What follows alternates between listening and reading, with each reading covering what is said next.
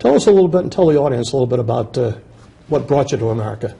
Well, my parents brought me. Actually, I didn't make a conscious decision. It's very interesting that people, give me credit and pat on the back that, it was me who made the decision and how brave. But actually, my parents were brave. They were in their late 30s and early 40s when they made a decision to come here. And I just kind of dragged along. I was only 19 years Well, old. you didn't have much of a choice. I didn't have much of a choice, no. But it's not like you moved from Virginia to Pennsylvania. Exactly. Tell the viewing audience basically, where you grew up and how it was a very scary move, John, because I remember, there are moments that I remember from our move because we had to keep it a secret for 2 years until American embassy would allow us in as refugees. So for 2 years, no neighbors, no friends. A lot of our family didn't know. Almost like living in isolation. Well, I mean, we could not tell anybody that we were moving, so we had to, go on with our daily lives. I was attending music college, about to become a music teacher. My father had a job at an airplane plant. My mother was an accountant. So we had, Oh, she and I have something in common. I know. I was thinking Very much in common. That's true. So, we had, we were settled, and it seemed on the surface it was good, but there were obviously underlying issues in the late 80s and early 90s in the former Soviet Union and where we lived in Ukraine. So yeah, Kiev, Ukraine. Kiev, which Ukraine. I've heard of many times. Yes, that's where born and grew up in, and the day we were finally ready to leave, I remember sneaking out from the 5th floor. We lived on the top of the building, apartment building, built during Khrushchev's era. And we sneaked out at probably 5 o'clock in the morning. All the neighbors were asleep. We got into a car. On the dark side still? Yes, it was dark. It was October 22nd, 1992. And ended up at the train station and later in the airport in Moscow. So. And ultimately found your way to Pennsylvania. Somehow, yes. Well, we landed in Syracuse. That was our first destination. And I remember when we found out that we were going to Syracuse, the first thing we were happy about is that there was a Syracuse University. So my mom immediately said, oh, good, it's a city. There's something for you to do there. You can go back to school there. So she was thrilled about that. But of course you didn't go to Syracuse. Well, I didn't go to Syracuse University. I went to a community college.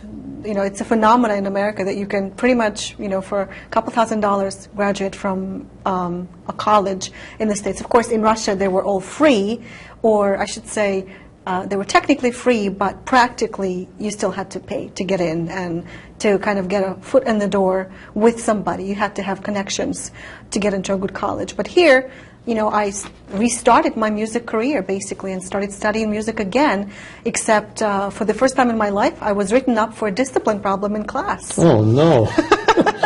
Milana, what did you do? I was making comments about what the teacher was teaching because I believed she was wrong, and she didn't like that. And so she wrote me up for disruption of class. And a year later, I realized that I could not be in that class, in that school anymore, because I was so far ahead of everybody. I was further ahead than the teacher, the professors were. And so I had to switch my majors.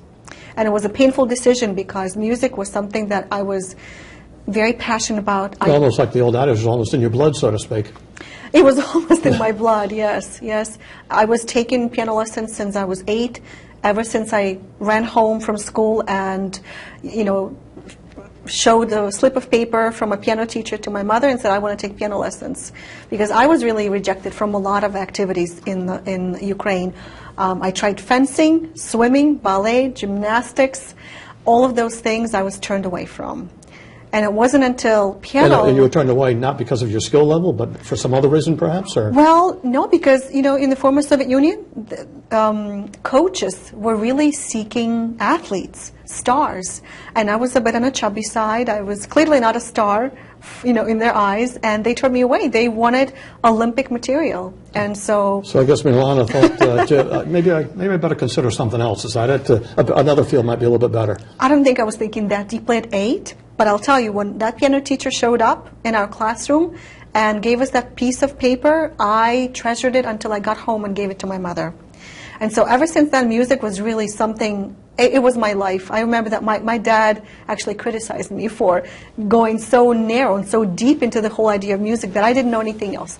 I didn't care about history, politics, nothing else really interested me. And so when I had to switch my major from music to something else, it was almost like a grieving experience for me. I grieved that music is no more.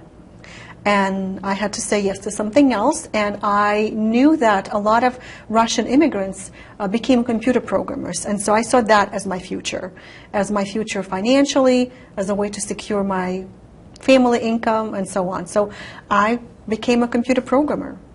That was and that led to what beyond that? And that led to me discovering a web design class. It was late 1990s when internet started kind of developing and people started learning about web design. So you kind of got into the first wave, so to speak, of really internet development and website design. Yes. My first 2 jobs, I was the only internet designer in the company. I'm sure now they have plenty, and things changed since 1999. But I kind of chuckle a bit. All you have to do is go on the internet, and there's about 9,000 people out there to design a website for you. But back then, I was really the only one in my insurance company. I was the only one in the newspaper company, which turned out to be my last job before I started my business.